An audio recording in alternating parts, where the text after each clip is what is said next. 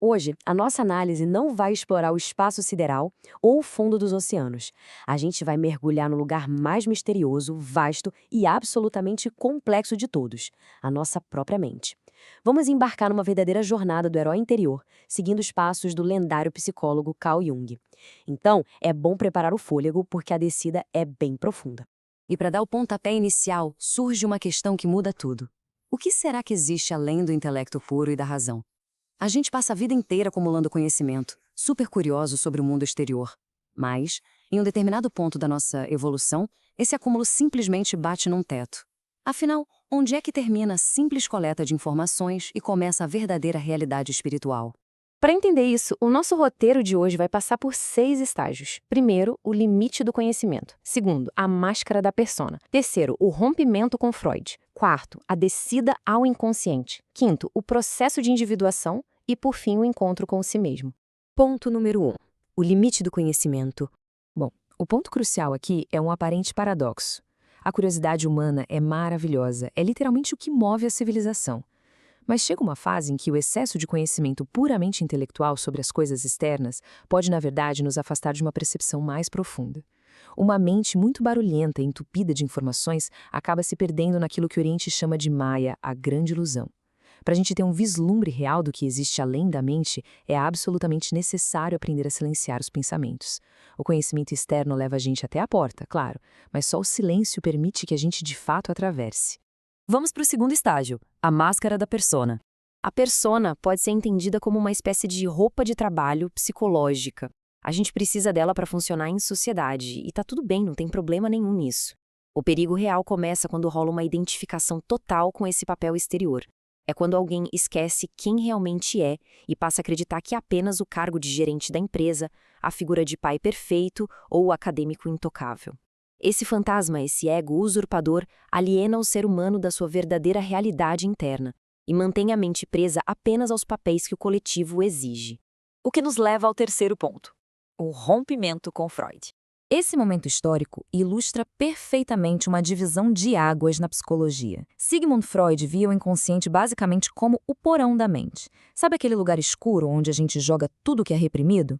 Para ele, era tudo impulsionado puramente por instintos sexuais e de dominação, com o foco totalmente voltado para o exterior. Só que Carl Jung não conseguiu engolir essa ideia. Para ele, a libido e o inconsciente eram forças infinitamente maiores e luminosas. Ele viu o inconsciente como algo autônomo, super criativo, o verdadeiro berço de uma força espiritual incrível. Jung acabou escolhendo a verdade interna em vez do conforto externo, e isso, no fim das contas, custou a amizade dele com o seu maior mentor. Quarto estágio: a descida ao inconsciente.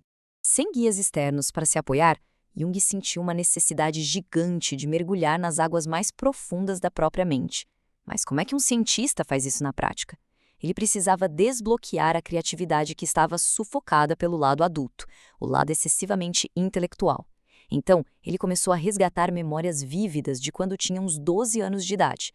Depois, ele, um homem feito, sentava e literalmente brincava de construir mini-cidades com pedrinhas e gravetos.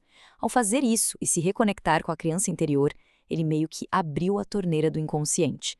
A partir daí, ele passou apenas a observar, sem julgar, as visões, as fantasias e os sonhos super intensos que começaram a inundar a sua consciência. E no meio desse processo de observação profunda, ele encontrou guias internos.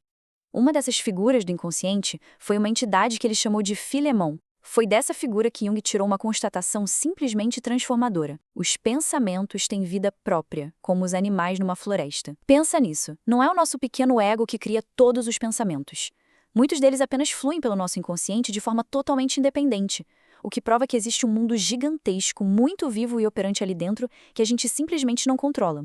Tem uma metáfora clássica que ilustra muito bem essa dinâmica. O ego, aquela persona que a gente mencionou agorinha, é só a minúscula ponta do iceberg que fica para fora da água. Logo abaixo, ali congelado e oculto, está o nosso inconsciente pessoal, que guarda as nossas memórias e recalques. Mas o choque de realidade vem agora.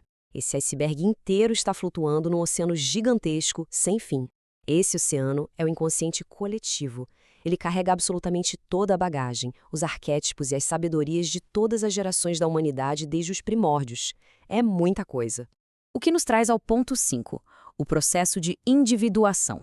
Olha, a individuação costuma ser muito mal compreendida. Não tem nada a ver com o isolamento, excentricidade ou egoísmo. De jeito nenhum. Na verdade, é o processo heróico de integrar o nosso lado consciente com aquele vasto desconhecido do inconsciente que acabamos de ver. É basicamente se despir das máscaras ilusórias da persona para realizar um potencial que é totalmente único.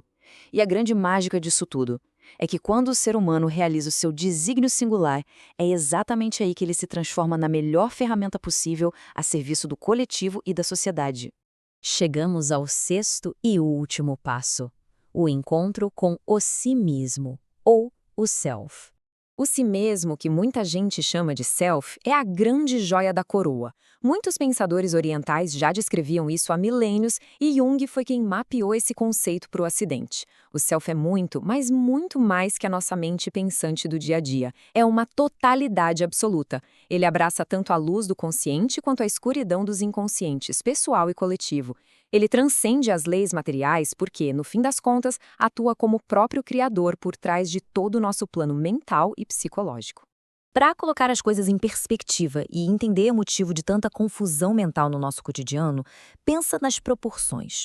A gente passa a maior parte da vida focado e preocupado com algo em torno de meros 10% da mente, que é o ego consciente. Deixamos as emoções ocultas nos 30% do inconsciente pessoal. E o que acontece? Somos arrastados sem nem perceber pela força monumental daquele restante gigante. Essa fatia enorme representa as energias primitivas, míticas e infinitas do inconsciente coletivo e do self, que na verdade ficam ditando o rumo da história toda lá dos bastidores. A filosofia hindu tem uma metáfora maravilhosa para explicar essa nossa relação com o self, e é a chave para não surtar com a imensidão disso tudo. Imagina que o divino, o self total, é um sol enorme, brilhando forte no cosmos. A nossa consciência manifestada aqui na Terra seria apenas um raio desse sol. Percebe a sacada? O raio não tem o tamanho do Sol inteiro, mas ele carrega exatamente as mesmas qualidades, a mesma luz e a mesma força divina. O nosso processo de individuação é basicamente retraçar de forma consciente o caminho desse raio, até a gente cair na real de que sempre fizemos parte do Sol. E aqui está a grande virada de chave que muda completamente a forma como encaramos os nossos problemas. O propósito deste mundo nunca foi ser um spa relaxante sem conflitos. Aquelas tensões, as neuroses e as famosas noites escuras da alma são mecanismos vitais. O mundo é um palco desenhado quase instintivamente para nos fornecer, na medida exata, as oposições e os desafios que a gente precisa para se libertar das máscaras ilusórias. É essa pressão que desperta a consciência, expande a mente e nos empurra para realizar a totalidade do si mesmo. Então, sabendo agora que a nossa mente é infinitamente maior do que um currículo profissional ou uma máscara social e que a nossa psique abriga toda a experiência selvagem e maravilhosa da humanidade, fica uma provocação para reflexão. Quais profundezas inexploradas desse oceano interior estão aí só esperando por um mergulho corajoso hoje? Sabe, às vezes a gente só precisa silenciar o barulho de fora, prestar atenção nos nossos próprios sonhos e preparar o terreno para as maiores descobertas de todas. Um grande abraço e até a próxima análise.